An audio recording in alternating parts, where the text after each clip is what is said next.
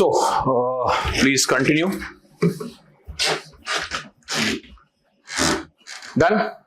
Now, the point is that there is the last provision under right to equality, and that is abolition of titles. Okay.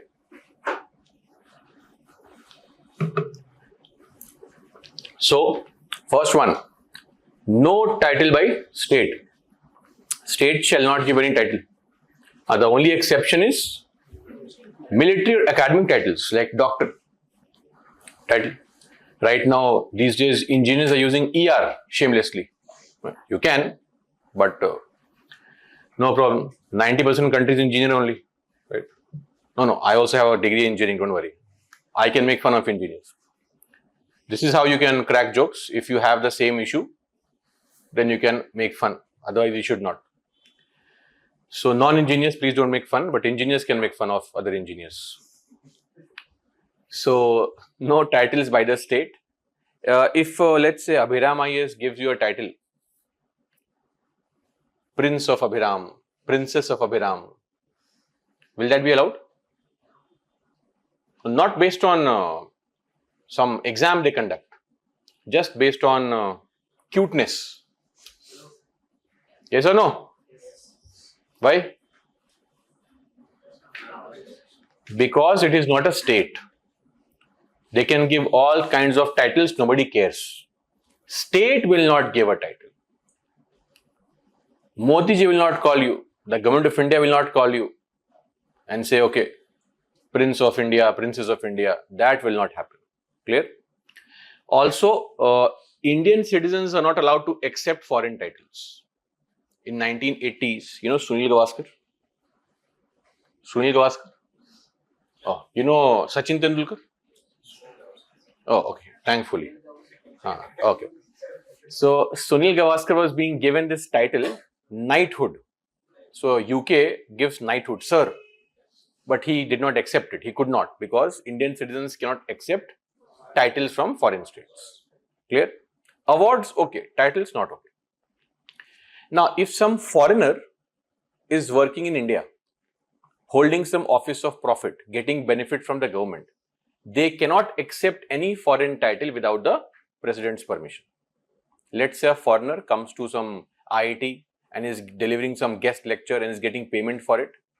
So now that fellow, while he has been hired by IIT, he or she cannot accept a foreign title without president's permission. Are we clear? And the fourth one is for you guys also. In future, if you become an IFS officer, go to a foreign country and you're posted there and you are being given a title by the foreign, some award, some kind of money, gift by the foreign state there, you can't accept it. Don't take it home immediately. It is meant for the government, not for you personally.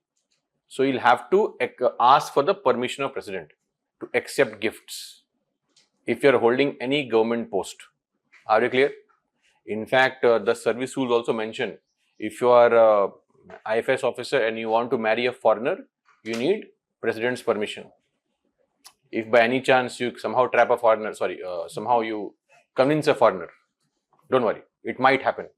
Okay, there's always hope, don't give up. No, recently we saw there was a case where somebody from Bangladesh came swimming and met a person in UP. And they were on Facebook. Of course, it was Bangladeshi only, but still, foreigner is foreigner. Okay. So, that's the point. I think this is a very good motivation for you.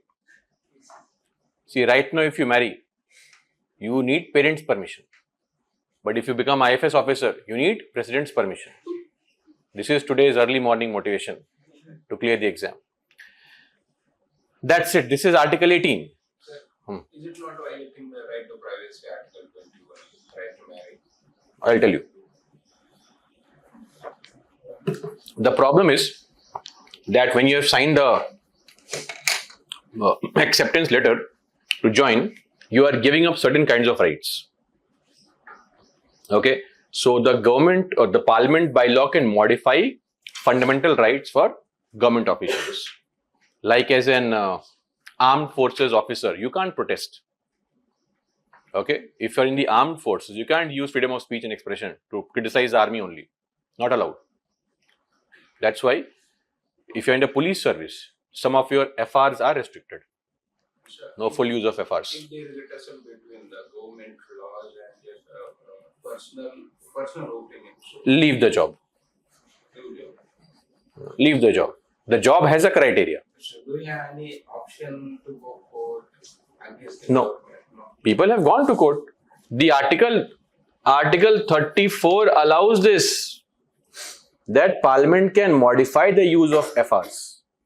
See, this is done to enforce discipline amongst the troop. Is it not specifically for the army person? No, it is for any category of people.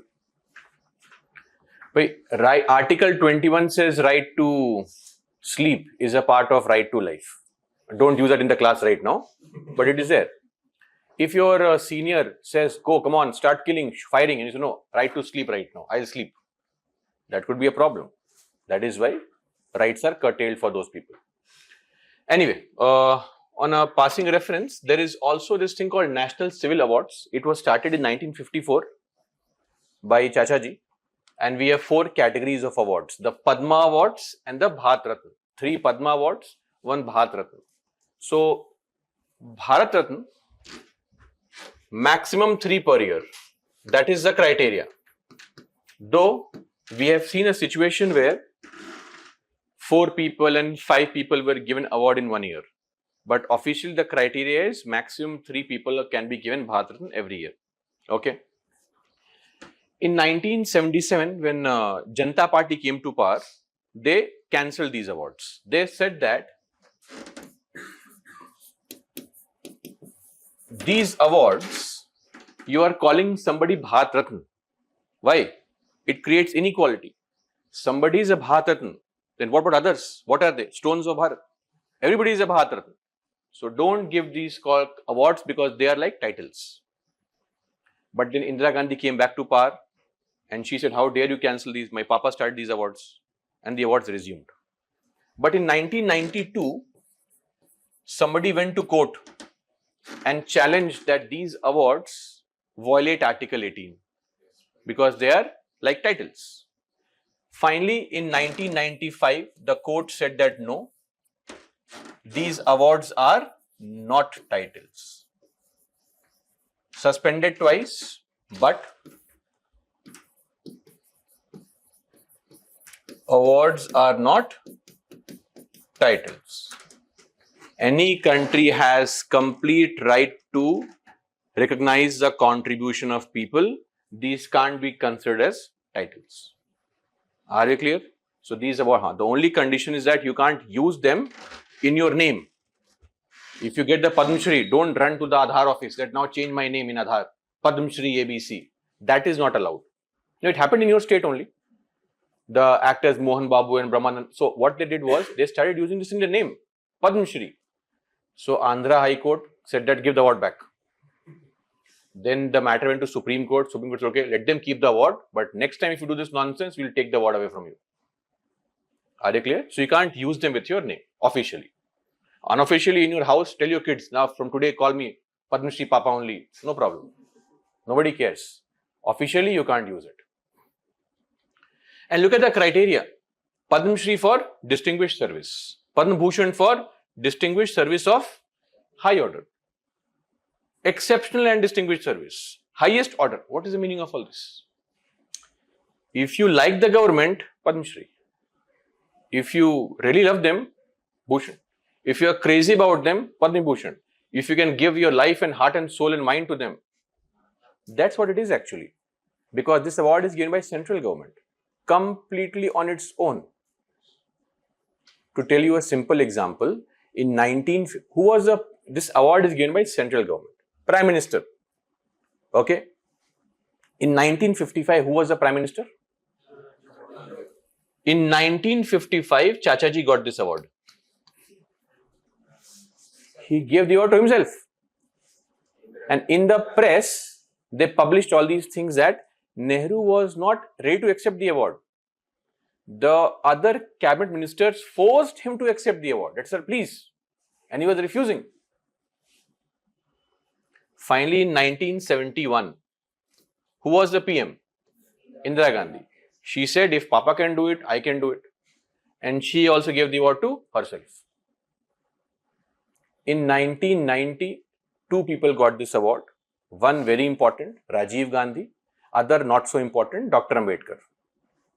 So you can very well imagine that Ambedkar and Rajiv Gandhi got the award in the same year.